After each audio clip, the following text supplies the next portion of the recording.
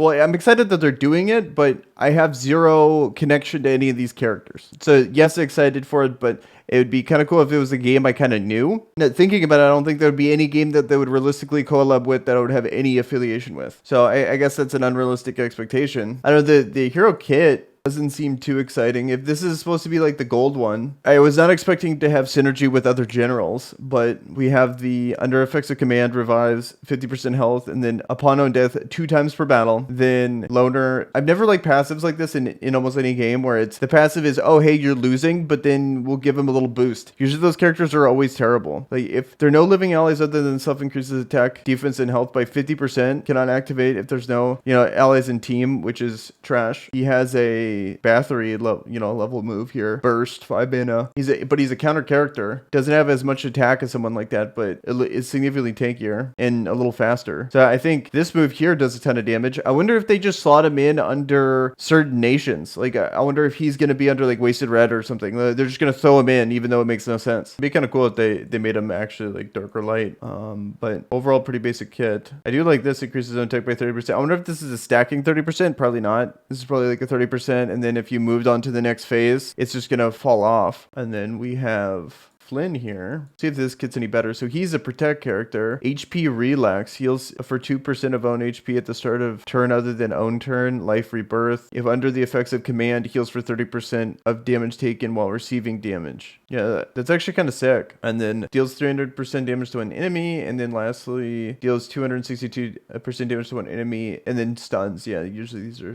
I actually don't mind this. This guy just for some reason looks like a light character to me. I wonder if they're going to make this one light. Yuri dark or lunar, I guess, in this game. And then, yeah, okay, yeah. So Yuri's going to be the gold one. Are they both 28 mileage? Oh, okay, Yuri's 28. Okay, so I think this is important to talk about. It's Hero Estelle are not eligible for free recruitment.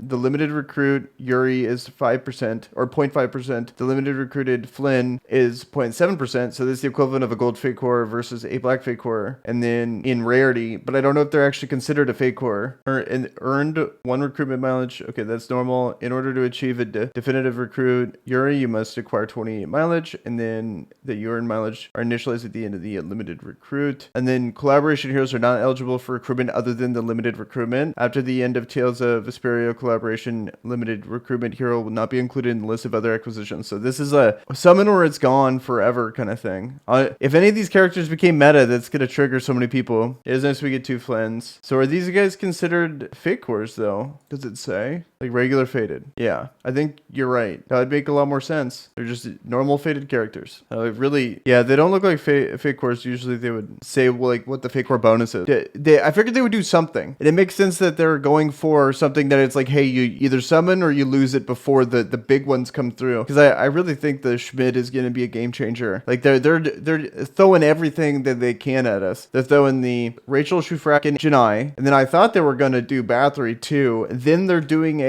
Tales of Vesperia crossover, and then they're gonna show Schmidt. I bet Schmidt is gonna be the first one of that. So this is, if you don't fall for it, this is by far the best time to save. Last character, Estelle here. She's a healer, of course. So Angel's Tier revives 100% health upon own death 1 time per battle. I wonder what the game is like for 2 people in this. They die and they resurrect like zombies. And then healing once every 2 rounds, gain mana, 5 mana for self upon using a sacred pins. And then deals 525% damage to one enemy. And then as a burst move, heals all allies by 34% of own mana. Deals 178% damage to all enemies. And then afflicts all enemies with provoke. She's actually like a pretty good healer, in my opinion. Even though provoke, it'd be hilarious. She like provokes people and then she just gets bodied. So maybe this is actually bad. In this game, like provoke is not a good passive, especially on a healer. Like, okay, never mind. I take that back. I don't think she's that good. It's like here's this really good move, but then now you're stuck having to tank. And then actually, it's actually kind of funny. So you would heal, AoE provoke, she takes it all, dies, comes back, and that's a pretty good way to heal. And then she gets all the mana too. Yeah. So that's actually pretty sweet. And like finally some like an interesting mechanic in this game.